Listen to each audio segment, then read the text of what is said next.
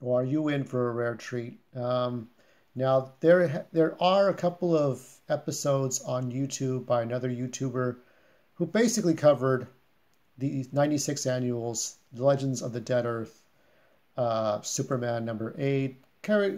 I think he was more focused on Robin coming from coming from a time ship, or not a time ship, a ship that would travel planets and stuff like that, a Robin story. But what I wanted to focus on was the League of Supermen. I also have another story, and I don't know if we forgot to point this out. Of all the annuals, this is the only one that made it into canon, and it was a very sad ending for Caleb, the Superman of the future, because the Lex Luthor of our modern age captured him and turned him into a lab rat and killed him. But anyway, let's focus on this one because this is the one that I really was thinking about a lot, because I'm going to do something with the art. Got flies everywhere. Why in the fuck? So on this you have different Supermen. You have one for flight, one for X-ray, one for shield, one for strength, one for heat vision, and there's two more. So all the time they're just like they're saving the day. You can see their individual powers. This is what they do. This is like 1,000 years in the future, maybe around the time of the Legion of Superheroes, maybe not, but hard to say. But they're no longer on Earth. They're on another planet. Everybody's moved from Earth to another planet. Might have been after. Who knows? It may have been that the Legion did all they could, and now the superheroes have moved on in other ways. And that might be easy for you to say, well, they're they're like X-Men. They just go home, lick their wounds, and fight another day. But they need help. They're almost what their powers have enabled them to do. They're almost handicapped in many ways. Um, they do the best they can, but they have to go home and lick their wounds in the most extreme ways. This is something the new recruits learn. So you got a girl here who is her thing is about super speed, and then the Chicano is about freeze breath. So Fontaine, this black dude here, he's got heat vision.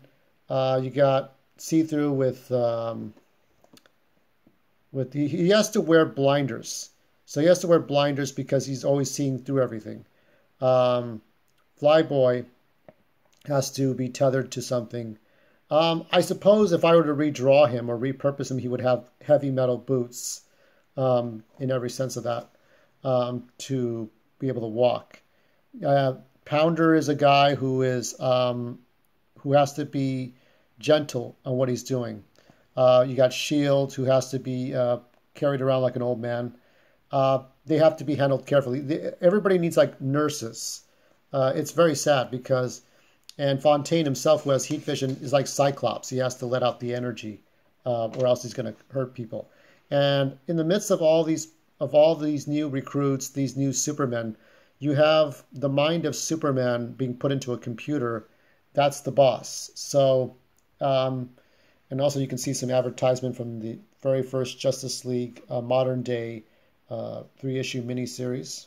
Superman does a setup here in which they talk about the Gauntlet Project, protecting Earth from outside forces. This touches, there's a fear about Superman that touches upon the fact that he might be an evil god. Now, because this is 1996, what they show, they're watching a VR. Fontaine is showing the new recruits a VR story about Superman as he fought Doomsday and lost, and then the death and return of Superman. These are all 90s references because, of course, it's 96, even though it's in the future, and that everybody left Earth and went to new planets. And then you had the mind of Superman in a console, and eventually they had the Kellex robots like you see in the Supergirl TV show and in other references, and they built these new recruits. These are the new like generations of Supermen throughout centuries. So the League of Supermen was born. It was the League of Supermen that they had called it. Um, and so you got Fontaine, you got all kinds of people here. Fontaine is the one with the heat vision, and yeah, I thought it was really interesting to think about, go back to this because I thought, they're going to run out of ideas at someday at Warner Brothers when they make another Superman movie Here's the cool green outfit that I forget, Miss Shane, she has. So she can do things really fast. Um, so this guy, he can do the freeze breath, but it's every time he takes a breath, he can crush his lungs. It's like you're like a smoking addict, and if you're not careful, that if you do too much, that you could crush your lung. It's like um, it's like breathing against water. That water pressure will push against you every time you breathe. So he has to take smaller breaths. It's hard. I mean, having these great powers, these great responsibilities, it is a great responsibility on you with that great power to learn how to walk and talk because they're handicapped now. Now there's an incident with a power plant that's near a volcano. They had to go and fix it. But they realized that the volcano power plant, there was an eruption. They had to take out the thermal extractor that was so that way the output doesn't devastate the cities or nearby communities. But Fontaine realizes that it's Superman who did this. Superman, the program, had launched a nuclear attack from a power plant. But why would he do that? So the team decides, some of the people decide that they need to stop the Superman program for good. And here's a beautiful shot of Shane. And I keep thinking of this shot a lot in my head. I haven't seen this comic book in years. In many years. I haven't opened up this comic book in many years, and I can remember most of it. And so they're all going to work together. You can tell. I mean, they have to deal with their limitations. It's like X-Men, but they're Superman derived. And so this is a different time, a different place. What's made me inspired is just it's a different take on Superman than just before. I mean, yeah, you could have Tom Taylor's currently writing, who did Superman Injustice, which is kind of playing on this, right? Injustice, Superman trying to take over the planet, take over the Earth. But it's really a trick. And you'll find out as we go through this. As they go through the security systems to try to take out Superman, each one falls one by one. See-Through falls, and another one falls. So they all work together, Pounder, See-Through, Fontaine. They all work together to extract the kryptonite that's powering the computers so that Superman can live. Some months I realized my reason was slipping away. I was beginning to go insane. In searching for answers, I came to know that a human being, even a superpower, can't survive infidelity without his humanity. Centuries without human contact, feeling nothing but the buzz of electrons had taken their toll. I saw that losing touch with my human side, I would develop a God complex that could pose a great threat faced by our adopted world. The only answer was for me to end. But the scientists who engineered me, they knew one day I would insinuate a self-destruct virus to my programming, devised precautions against such an eventuality. So I could not prevent ending myself, but I was also unable to even discuss the procedure, let alone ask you to pull the plug. So I determined to make more obvious the nature of my growing dementia, alerting my behavior so that she would be forced to do what had to be done exactly.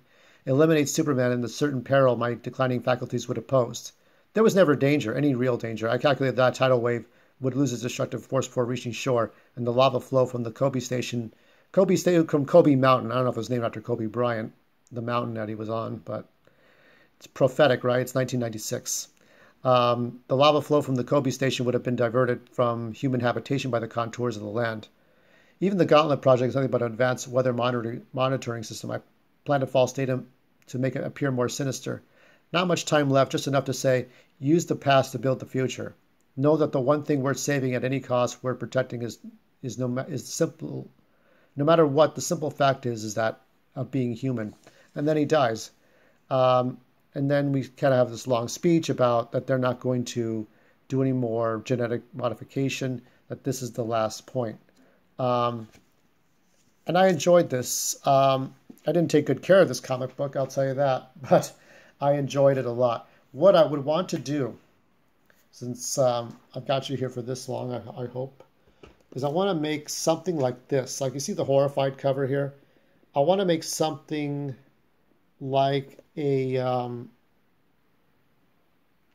So what I would want to do is kind of take you see there's 7 people. There's 7 people in the comic book, right? But I'd want to take a cyberpunk theme and sort of do it against the black. Like cinematically, if you can imagine doing a black and white grayscale movie like Humphrey Bogart or whatever, but it's all against black, but it's even darker, right? And then you recolorize it. You put intense colors, like a real technique.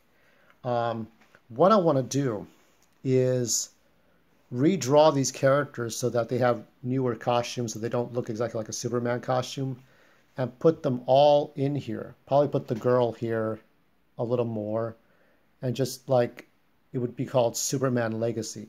And it's like a movie poster, but like in an album size. This is a giant square that you see here. I've never really done this before, but I want to try to see if I can make a newer version of this, because this has inspired me to think, what if Warner Brothers makes a Superman movie, but it's not Superman? It's like, if you imagine Henry Cavill's Superman had died and is put into a computer, and then you have these cyberpunk teenage kids who each have Superman's powers, and you just think of cyberpunk music, or Valhalla, like that bartender game, where it's doom, all that kind of music, and it's like they're in the future. So that's what I want to do with that. I want to see if I can make something with that. It's just a poster. I don't want to go like with Metal Men and like tell a whole bunch of stories. I might do like a window of that, like maybe make profiles of each one. Maybe change the names, like instead of Flyboy, give him a natural name like Skylar, something like that. We'll see. I'll see how this goes.